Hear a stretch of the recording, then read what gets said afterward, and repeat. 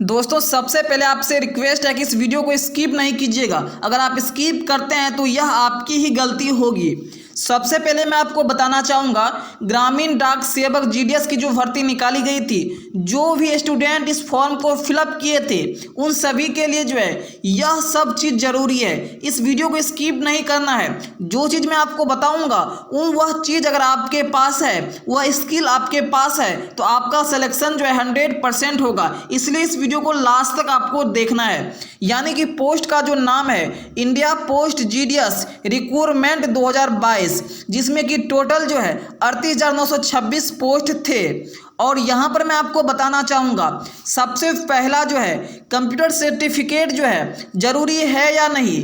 New apply date यानी कि जो लोग जो लोग छूट गए थे आवेदन के लिए, उसका आवेदन हो सकता है या नहीं। सिलेक्शन प्रोसेस क्या होने वाला है, रिजल्ट कब आने वाला है, मेरिट लिस्ट कब जारी किया जाएगा, स्टेट वाइज जो है 10th का परसेंटेज कितना मांगा गया है, कट ऑफ 2022 में कितना होगा, कैसे पता चलेगा कि हमारा फॉर्म रिजेक्ट हुआ या एक्सेप्ट, पूरी जानकारी हम आपको इस वीडियो में देंगे। इसलिए इस वीडियो को लास्ट तक आपको देखना है। दोस्तों सबसे पहले कंप्यूटर सर्टिफिकेट की बात कर लेते हैं। यहाँ पर मैं आपको क्लियर कर देना चाहता हूँ कि कंप्यूटर सर्टिफिकेट आपका नहीं लगेगा, क्योंकि जब आप फॉर्म फिलअप कर रहे थे उस फॉर्म फिलअप करते समय जो है जो भी इंस्ट्रक्शन दिया गया था, जो भी निर्देश दिया गया था, उसके द्वारा मैं आपको बताना चाह रहा हूँ। उसमें लिखा हुआ था स्पष्ट रूप से कि आपको जो है सिर्फ कंप्यूटर का नॉलेज होना चाहिए, ना कि आपका सर्टिफिकेट जरूरी है। मतलब उसमें लिखा हुआ था कि आपके पास सिर्फ कंप्यूटर की जानकारी होनी चाहिए। इससे यह स्पष्ट होता है कि आपका कंप्यूटर सर्टिफिकेट नहीं लगेगा।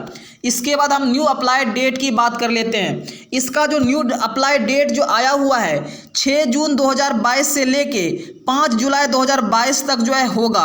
यानी 6/6/2022 से लेके 5/7/2022 तक होगा। और यहाँ पर जो है वही स्टूडेंट अप्लाई कर पाएंगे जो छूट गए थे। और मैं आपको बताना चाहूँगा, जो PWD के अंतर्गत आते हैं, यानी कि जो लोग विकलांग हैं उन्हीं का यहाँ पर आवेदन होगा। यानी जो लोग छूट गए थे, नए आवेदन करना चाहते हैं, वही लोग आवेदन कर पाएंगे, यानी कि जो कि विकलांग है। यहाँ तक क्लियर है। इसके बाद सिलेक्शन प्रोसेस क्या होगा, मैं आपको स्पष्ट रूप से बताना चाहता हूँ। सिलेक्शन जो होगा 10th के मार्कशीट के अनुसार होगा। यानी कि 10th में आपका जितना भी परसेंटेज है, यानी कि जिसका सबसे ज़्यादा नंबर होगा उसी का यहाँ पर सिलेक्शन लिया जाएगा। जैसे कि अगर आपका परसेंटेज एक एग्जाम्पल के रूप में लेते हैं, मान लीजिए कि 71% है, 72 है, 79 है, 80 है, 95 है, तो इसमें आप क्या समझ रहे हैं, यानी कि जिसका सबसे ज़्यादा, जिसका 95 है, तो उसी का सिलेक्शन होगा। तो यहाँ पर मैं क्लियर कर देना चाहता हूँ, जिस जगह से आप अप्लाई किए हैं और उस जगह के हिसाब से जो है, यानी उस स्टेट के हिसाब से जो है जितना वैकेंसी निकाला गया है और उस वैकेंसी में जो है जितना स्टूडेंट फॉर्म फिलअप किए हैं, उन सभी स्टूडेंट में जिन सभी स्टूडेंट का जो है सबसे ज़्यादा नंबर होगा उन्हीं का यहाँ पर जो है सिलेक्शन किया जाएगा। मान लीजिए कि 15 स्टूडेंट जो है, या जैसे कि मान लीजिए कि बिहार से हो गया या कहीं से भी हो गया, मान लीजिए कि उसमें कितना सीट रखा गया था, जैसे कि बिहार में मान लीजिए कि 15 सीट रख दिया, या 50 सीट बिहार में है, तो 50 सीट बिहार में है या 100 सीट बिहार में है, तो 100 सीट में जो है बहुत सारे स्टूडेंट जो है फॉर्म फिलअप किए होंगे। लेकिन मान लीजिए कि 100 सीट है और 100 सीट में जो है 200 या 500 या 600 स्टूडेंट जो है उसमें फॉर्म फिलअप कर दिया, तो 600 में जो है 100 व्यक्ति का ही लेगा। लेकिन 100 व्यक्ति जो लेगा, जिसका सबसे ज़्यादा नंबर होगा उसी का लेगा, यानी कि जिसका सबसे ज़्यादा परसेंटेज होगा उसी का लेगा। यहाँ तक क्लियर है दोस्तों। इसके बाद हम रिजल्ट की बात कर लेते हैं। तो मैं आपको बताना चाहूँगा कि इसके लिए स्क्रूटनी होगा, और मैं आपको बताना चाहूँगा कि 6 जून 2022 से जो है 5 जुलाई 2022 तक जो है फॉर्म फिलअप होगा। यानी 5/7/2022 तक जो फॉर्म फिलअप होगा न्यू स्टूडेंट का, उन सभी का जो फॉर्म फिलअप करा लिया जाएगा। उसके बाद सभी का एक साथ जो स्क्रूटनी होगा। स्क्रूटनी होने के बाद ही जो है जिन छात्रों का जो है मार्कशीट के अनुसार जो है, जैसे कि मार्कशीट में आपका जैसे कि 60% है या 70% है, 80% है, आपने दे दिया है 82% या 82% है तो आपने 81% दे दिया है, तो कुछ भी अगर गलत होता है तो उसके हिसाब से आपका रिजेक्ट किया जाएगा। यहाँ तक तो क्लियर है। लेकिन जो है स्क्रूटनी जो होगा इन सभी के हिसाब से होगा। यानी कि रिजल्ट कब आएगा, तो मैं आपको बताना चाहूँगा 5/7/2022 तक तो अब न्यू वाला जो भी स्टूडेंट होगा उसका तो फॉर्म अप्लाई ही होगा। इसके बाद जो है सभी का स्क्रूटनी होगा, उसके बाद जो है आपका जो है रिजल्ट जारी किया जाएगा। जब आपका रिजल्ट जारी किया जाएगा, रिजल्ट जारी करने के बाद जो है आपका मेरिट लिस्ट भी आ जाएगा। दोस्तों जब आपका रिजल्ट आ जाएगा तो मेरिट लिस्ट तो आ ही जाएगा। आपको यहाँ पर ये समझना है कि आप जो भी अगर न्यू स्टूडेंट है तो आपको बिल्कुल भी गलती नहीं करना है। मार्कशीट के अनुसार ही आपको नाम लिखना है। आपका जो भी नाम है आपको मार्कशीट के अनुसार सेम टू सेम जो है, एडमिट कार्ड और मार्कशीट में एक ही नाम होता है लगभग, तो मैं आपको बताना चाहूँगा कि आपको उसी के हिसाब से आपको अपना नाम लिखना है। जब आप फॉर्म फिलअप करेंगे जो जो नाम है वही नाम सेम टू सेम आपको लिखना है। और आपको अपना आधार कार्ड भी अपडेट करवा लेना है सेम उसी टाइप से। जब भी डॉक्यूमेंट वेरिफिकेशन होता है तो उस समय जो है सब कुछ आपका चेक किया जाता है। तो आपका जो भी आधार कार्ड है आपके मार्कशीट के अनुसार मैच करना चाहिए, क्योंकि बहुत सारे लोगों का वेरिफिकेशन नहीं हो पाता है, कुछ भी लोचा हो सकता है, किसी भी तरीके से आपको छांट सकता है। तो इन सभी बातों का आप लोग ध्यान रखिए। आपको फॉर्म क्या करना है, मार्कशीट के अनुसार फिलअप करना है। मार्कशीट में जो भी नाम है वही नाम आपको सेम टू सेम लिखना है। साथ ही साथ जो है आपका जो भी नंबर आया हुआ है और उसका जितना भी परसेंटेज है वही सेम टू सेम आपको परसेंटेज लिखना है। अगर आप CBSE बोर्ड वाले हैं तो उसमें A ग्रेड B ग्रेड जो भी चलता है तो उसके हिसाब से जो है आपको ग्रेड के हिसाब से ही आपको भरना है, ना कि उसमें हम परसेंटेज भर दे। यहाँ तक क्लियर है दोस्तों। अब हम 10th के परसेंटेज की बात कर लेते हैं। तो मैं आपको बताना चाहूँगा पिछले साल जो हुआ था 90% के बाद ही वाले का सिलेक्शन हुआ था। इससे स्पष्ट समझ सकते हैं कि 90% अगर आपका मार्क्स है तो आपका लगभग सिलेक्शन हो जाएगा, आपका सिलेक्शन हो ही जाएगा।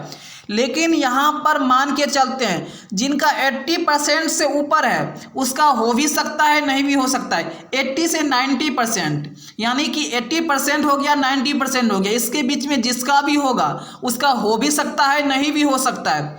लेकिन 90% से 100% के बीच में जो भी है उन सभी का जो है 100% तो नहीं, लेकिन मेरे हिसाब से 90% का तो हो ही जाएगा। मैं आपको बताना चाहूँगा कि आपका जो भी मार्कशीट है आपको जो है वैसे तो फॉर्म फिलअप कर ही देना है। आपका जो भी नंबर आया हुआ है इससे कोई भी मतलब नहीं है। आपका 72, 73, 74 जो भी परसेंटेज है, और यह जो आपके एरिया के हिसाब से भी जो है यहाँ पर सिलेक्शन होगा। हो सकता है 75% से भी हो सकता है सिलेक्शन।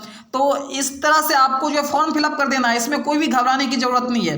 लेकिन आपको ध्यान रखना है कि 80 से 90% वाले का जो है 80 से 90% जो भी है उसका हो भी सकता है, नहीं भी हो सकता है। लेकिन 90% से ऊपर जो भी 99% वाले जो भी स्टूडेंट होंगे उनका जो है लगभग होना तय ही है। उसका लगभग जो है उसका रिजल्ट बन ही जाएगा।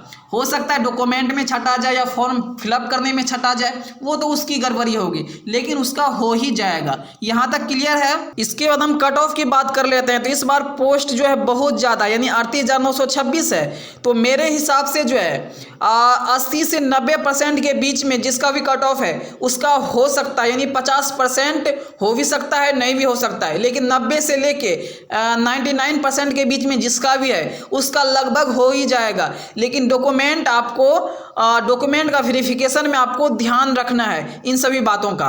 तो यहाँ तक क्लियर है। मैं आपको बताना चाहूँगा कि पिछले साल जो हुआ था 98%, 89% इन सभी का सिलेक्शन हुआ था। इसके हिसाब से आप सोच सकते हैं। लेकिन आपकी बार सीट बहुत ज़्यादा है, इस मतलब पोस्ट बहुत ज़्यादा है, तो इसके हिसाब से जो है आपका सिलेक्शन 80% वाले जो भी है उसका हो भी सकता है, नहीं भी हो सकता है। लेकिन 90% से ऊपर जो भी है उसका लगभग हो ही जाएगा। इसके बाद जो है हम बात कर लेते हैं कि कैसे हमको पता चलेगा कि हमारा फॉर्म रिजेक्ट हुआ या एक्सेप्ट हुआ, यानी स्वीकार किया गया, यानी सेलेक्ट किया गया। तो मैं आपको बताना चाहूँगा जब भी आपका फॉर्म रिजेक्ट किया जाएगा या सिलेक्ट किया जाएगा तो आपको अपने मोबाइल फ़ोन पे और ईमेल आईडी पे, यानी कि जब आपने फॉर्म फिलअप करते समय जो भी मोबाइल नंबर दिया हुआ था और जो भी ईमेल आईडी दिया हुआ था उसी पे आपको जो है ईमेल आईडी पर मेल आ जाएगा और मोबाइल नंबर पर मैसेज आ जाएगा, या किन्हीं दोनों पे एक पे कुछ ना कुछ आपको मैसेज आ जाएगा। तो इन सभी चीज़ों का आपको ध्यान रखना है कि आपका जो भी रिजेक्ट होगा या एक्सेप्ट होगा इन सभी का हो जाएगा।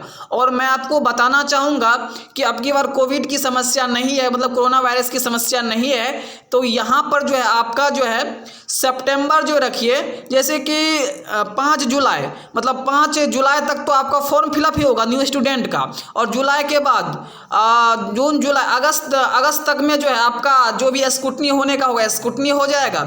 उसके बाद सितंबर तक में लगभग जो है यहाँ पर जो रिजल्ट जारी कर दिया जाएगा। अक्टूबर भी जा सकता है, लेकिन अपने हिसाब से मैं आपको बोल रहा हूँ कि सितंबर तक जो है रिजल्ट लगभग आ जाएगा। उसके बाद एग्ज़ाम वाले की जो भी मर्जी होगी वो अपने हिसाब से जैसे रिजल्ट निकाले, लेकिन अब की बार कोविड की कोई भी समस्या नहीं है। इस वीडियो में मैंने आपको पूरी जानकारी दे दी है।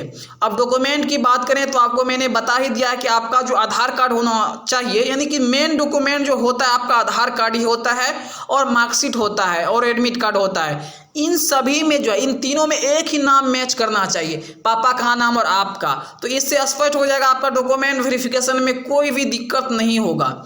और सभी चीज़ों के बारे में हम बात कर ही चुके हैं। अगर आपको इसके अलावा कोई भी जानकारी लेनी है, मतलब कोई भी समस्या आती है, तो आप लोग मुझे कमेंट कर सकते हैं। साथ ही साथ आप लोग हमें ये भी बताइएगा कि आप लोगों ने कहाँ कहाँ से फॉर्म फिलअप किया हुआ है, और न्यू स्टूडेंट कौन कौन है जो फॉर्म फिलअप करना चाहते हैं, और उनको क्या क्या जानकारी चाहिए वो कमेंट कर सकते हैं। फिर मिलते हैं अगले वीडियो में, तब तक के लिए धन्यवाद।